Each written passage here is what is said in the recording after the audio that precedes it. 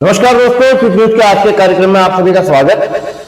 दोस्तों, आज का कार्यक्रम शुरू करने से पहले मैं सबसे पहले धन्यवाद उन दर्शक मित्रों का करना चाहूंगा जो कि हर बार क्विक न्यूज में अपना विश्वास जताते हैं और उनका विश्वास ये है कि क्विक न्यूज जरूर कोई ना कोई कार्यवाही अवश्य करेगा, वीडियो लगाएगा, बगैर किसी से डरे, बगैर किसी से खौफ खाए। बहरहाल 4-5 दिनों से कुचामन शहर में एक अजीब सी कसैली बदबू जैसे किसी जानवर या इनको जलाया जा रहा है, ऐसी बदबू पूरे कुचामन शहर में फैली हुई है और पूरा कुचामन शहर इस बदबू से परेशान है। शहर का हर आदमी इस दुर्गंध से परेशान, जैसे ही शाम को अंधेरा होता है, रात का धुंधल का गहराने लगता है, वैसे ही बदबू आने लग जाती है और इतनी तेज बदबू आती है कि सोना मुश्किल हो जाता है आदमी का। शहर का हर आदमी इस बदबू से परेशान, हैरान, लेकिन इसकी जड़ तक कोई नहीं पहुंच पा रहा है। अब परसों यानी 30 तारीख रात को संजय वैष्णव जो कि कुचामन गैस एजेंसी के पास चाय की दुकान चलाते हैं, 11 बजे संजय का फोन मेरे पास आता है और वो इस बदबू का जिक्र करते हैं। अब संजय की बात सुनकर मैंने इस बदबू का पता लगाने की ठानी, लेकिन रात्रि काल में रात के 11 बज रहे थे। उस समय परिवार वालों ने अकेले जाने से मना कर दिया, फिर भी जिद करके मैं अकेला निकल पड़ा।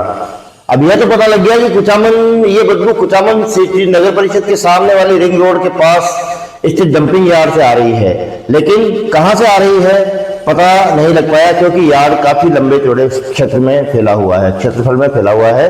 तो दोस्तों, हम लौटकर घर आ गए। दाद देनी होगी कुचामन के साहसी युवा विकास कालेर की, जिन्होंने उस जगह की खोज की जहां से यह बदबू उठ रही थी। दोस्तों, कल दोपहर विकास का फोन आया। विकास ने मुझे उस बदबू का राज खोलते हुए मुझसे मिलने के लिए इच्छा जाहिर की। दोस्तों, मैं तुरंत विकास के पास पहुंचा।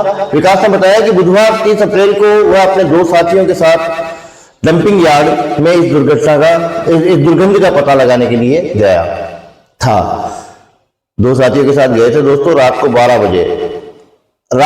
बजे उस सुनसान इलाके में जाना कितना खौफनाक हो सकता है आप समझ सकते हैं। वहां पर इंसान तो क्या, जानवर भी मुश्किल से मिलता है। गुप्त सड़क से 1-1.5 किलोमीटर अंदर तक गए विकास कालेर और वहां पर डंपिंग यार्ड के कचरे में पता लगा, पता नहीं क्या क्या उस कचरे में है। पूरे शहर का कचरा है, उसमें मरे हुए जानवर भी हैं, प्लास्टिक भी है, बाल भी है, सभी कुछ उसमें है और वहां पर उस कचरे में आग लगाई जाती है। विकास कालेर को वहां पर आग लगी हुई मिली दोस्तों, लेकिन आग इतनी धीमी थी कि दूर से देखा नहीं जा सकता, सिर्फ धुआं ही धुआं निकल रहा था। दोस्तों, विकास कालेर ने उस रात को वहां पर फोटो खींची थी।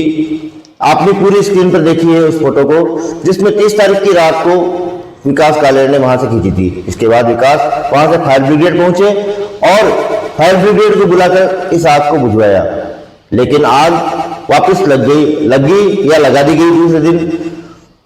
दोस्तों, सैल्यूट है विकास कालेर के साहस को, जो रात के 12 बजे इस दुर्गंध की जड़ तक सुनसान क्षेत्र में जाकर आए। बहरहाल हमने कल रात उसी स्थान पर जाने का निश्चय किया और कल रात लगभग 8 बजे जैसे दुर्गंध उठना शुरू हुआ, हमने विकास कालेर, नंदू कुमावत, संजय वैष्णव, राहुल सोनी, विष्णु अग्रवाल, श्री रमेश कुमार, राजकुमार सोनी, चंदू कुमावत और काफी युवाओं को साथ लिया और डंपिंग यार्ड की ओर चल पड़े। मुख्य सड़क से लगभग 1.5 किलोमीटर अंदर जाने के बाद वह आग दिखाई दी। आग पूरी स्क्रीन पर आप देखिए, यह आग, साथ ही विकास कालेर, संजय वैष्णव, फायरमैन सीताराम जी से हुई बातचीत, इन सबको आपने वीडियो में देखिए पूरी स्क्रीन पर। बात सुनिए कैसे कहां आग लगाई जाती है, कैसे ये लोग वहां पहुंचे और किस तरह से इन्होंने उस आग को बुझाया।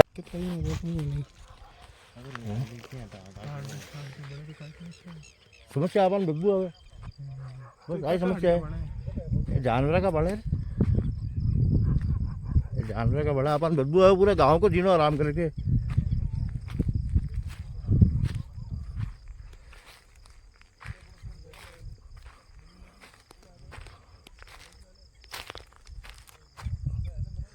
हाँ,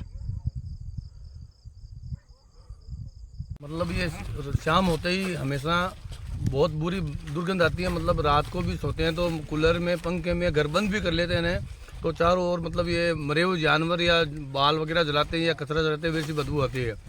मतलब ये पिछले 5-7 दिनों से बहुत बुरा हाल है। इसलिए हम सब लोग इकट्ठे होकर यहाँ पे आए हैं कि भैया कहाँ चल रहा है, क्या है, क्यों हो रहा है ऐसा काम। प्रशासन से रिक्वेस्ट है कि कम से कम इससे हमें निजात दिलवाई। बहुत तेज बदबू आती है पूरे कुचाउन में। पूरे कुचाउन में हर जगह। कल मैंने रमेश जी रुलानिया, मेरे पास दुकान है, उनका होंडा शोरूम है, उनसे बात की तो वो बोले हमारे होटल है बाईपास पे, वहाँ भी आती है, यहाँ जहाँ पे उनका शोरूम है वहाँ भी आती है, पूरे शहर में ही है। मैं कल पुरानी धान मंडी गया था उधर मंदिर, तो वहाँ तक बदबू आ रही थी। मतलब पूरे शहर में ये बदबू का आलम है। रात को आराम से सो नहीं सकते हैं लोग, शाम को इवनिंग वॉक पे जाते हैं तो भी ये बहुत बुरा हाल है। लोग मास्क लगा के जाते हैं, उसके बावजूद भी बदबू बुरी तरीके से आ रही है, सांस नहीं ले पा रहे। ठीक है विकास जी, कल आप आए थे क्या यहाँ पे? हाँ, कितनी बजे? 12-1 बजे 12-1 बजे। और आग बुझवा के गए थे? बुझवा के गए थे। तो फिर आज वापस किसी ने लगा दी आग? कोई लगा के गए रात को या शाम को लगा के गया।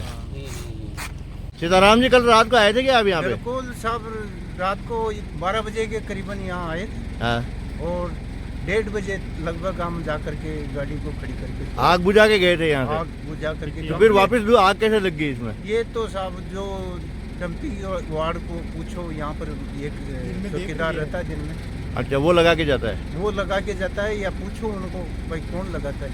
2 दिन हो गए। ठीक है, 2 दिन से लगातार लगती है ये बदबू, तो 4-5 दिन से आ रही है। हाँ, तो अपन 2 दिन से यहाँ आ रहे हैं। तो 2 दिन का मतलब है ये पहले से लगा रहे हैं। ठीक है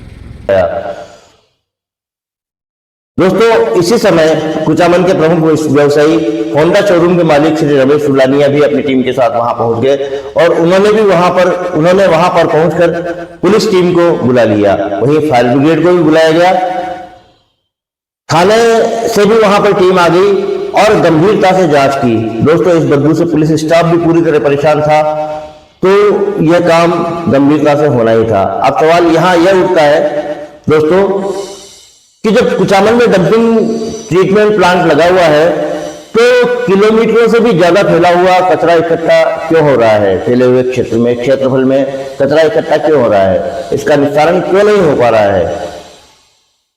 दोस्तों, ये झील की जमीन थी और इस झील का डंपिंग यार्ड ने पूरी तरह से विनाश कर दिया है। प्रशासन इस पर ध्यान क्यों नहीं दे रहा है? क्योंकि तेज दुर्गंध तो जिम्मेदार अधिकारियों को भी आती होगी। उन्होंने इस पर आवश्यक कदम क्यों नहीं उठाया? उस कचरे में हमेशा रात को आग कौन लगाता है? और सबसे बड़ी बात यह है दोस्तों कि यदि इसी रफ्तार से कचरा बढ़ता रहा, इकट्ठा होता रहा, तो क्या एक दिन कुचामन पूरा शहर कचरे के ढेर में तब्दील नहीं हो जाएगा? अब इसे प्रशासन की लापरवाही नहीं तो और क्या कहा जाए। वहीं दोस्तों, आज अभी एक समाचार और प्राप्त हुआ है। कल रात को कुचामन सिटी के मोक्ष धाम में भी बहुत तेज आग लग गई। आप खुद देखिए अपनी पूरी स्क्रीन पर आग कितनी भयानक थी और वहां पर फायर ब्रिगेड आदि को बुलाया गया।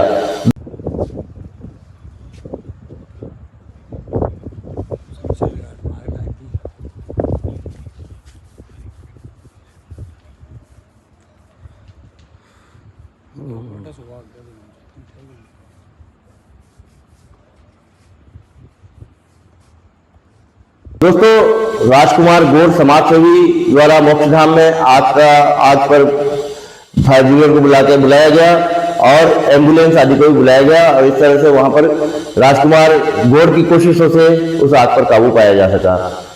तो धन्यवाद दोस्तों, आभार, शुक्रिया।